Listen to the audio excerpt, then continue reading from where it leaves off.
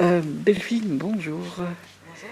Alors, on va faire une petite présentation d'abord pour les personnes qui n'ont pas la chance de vous connaître. Donc oui, je m'appelle Delphine Saez, j'ai 28 ans, je suis gendarme dans le sud de la France et je joue à Nîmes depuis environ 10 ans. Hum. Alors, justement, vous faites partie de celles qui sont pleinement, en fait, dans l'atmosphère militaire, puisque vous êtes gendarme, vous jouez en équipe de France militaire. Vous jouez depuis combien de temps en équipe de France militaire? Ça fait 8 ans à peu près, depuis que je suis rentrée dans l'armée. Mhm. Euh, Quelle expérience vous en avez retiré pour justement votre carrière de joueuse, votre travail de joueuse à côté, entre autres sur l'année qui vient de s'écouler à Nîmes en D1?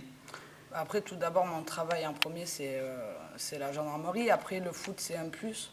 C'est c'est un épanouissement à côté.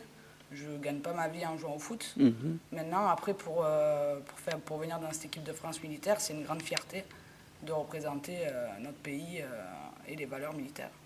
Mhm. Alors, 8 ans, donc ça nous amène à 2008. Oui. Euh, L'équipe militaire avait 4 ans, parce qu'elle a été fondée en 2004. Mhm. Euh, Comment vous avez vu, vous, la progression au sein de l'armée, de l'équipe militaire, en fait, du football féminin? Ben, la progression, je pense que d'année en année, on a réussi à former un beau groupe et à arriver à jouer ensemble, à se connaître un peu plus hors du terrain et sur le terrain. Et après, ben, voilà, après le foot, en général, il progresse, donc nous, on progresse aussi. Hmm. Alors, une chose qu'on note lorsqu'on regarde l'équipe de France militaire, c'est que, encore par rapport à la compétition, la pré-Coupe du Monde, c'est-à-dire la compétition qu'il y avait en Corée, c'est que c'était encore essentiellement des joueuses de D2. Avant, d'ailleurs, c'était des joueuses qui avaient bon niveau, mais maintenant, on arrive à des joueuses de D1, comme c'était votre cas cette saison. Euh, vous, vous le percevez comment, en fait, cette progression dans le fait d'aller chercher des joueuses qui sont de plus en plus haut au niveau du foot féminin? Après, après c'est bien pour l'équipe, ça amène un peu plus de joueuses d'expérience, donc ça donne que du plus à l'équipe de France militaire. Hmm. Alors, pour vous, justement, qui êtes la défense des couleurs, déjà pour une joueuse d'équipe de France, est importante. Euh, le fait de jouer en équipe de France militaire, ça vous apporte quelque chose en plus? Oui, parce qu'après, même si on a un travail à côté, ça permet déjà à nos collègues nous voient partir en stage et faire des compétitions qu'il y a pas mal de personnes ne peuvent pas faire. Donc voilà, quand on revient de Corée avec une médaille, ils sont contents pour nous. Enfin, tout le monde, je pense que toute la France Hmm. est dans le monde militaire est content pour les équipes de France militaires, Hmm. que ce soit en football ou d'autres sports. Hmm. Ça peut être une fierté même, en fait, au sein Ah de... oui, c'est une fierté, oui, oui, Voilà. tout à fait.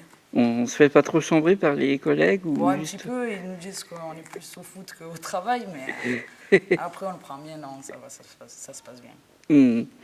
Bien. Vous, comment vous préparez personnellement pour cette Coupe du Monde qui arrive là en France, justement? Bon, on se prépare comme pour toutes les compétitions, on fait notre saison en club, on s'entraîne toute l'année dans nos clubs, donc après c'est que du plus, quoi, une compétition à faire, ça se joue sans pression et aller jusqu'au bout.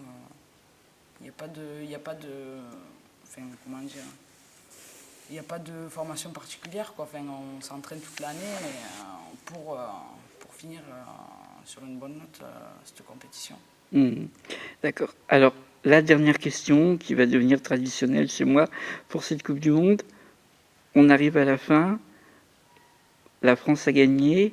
Donc, quelle est votre première pensée ou votre premier mot intérieur?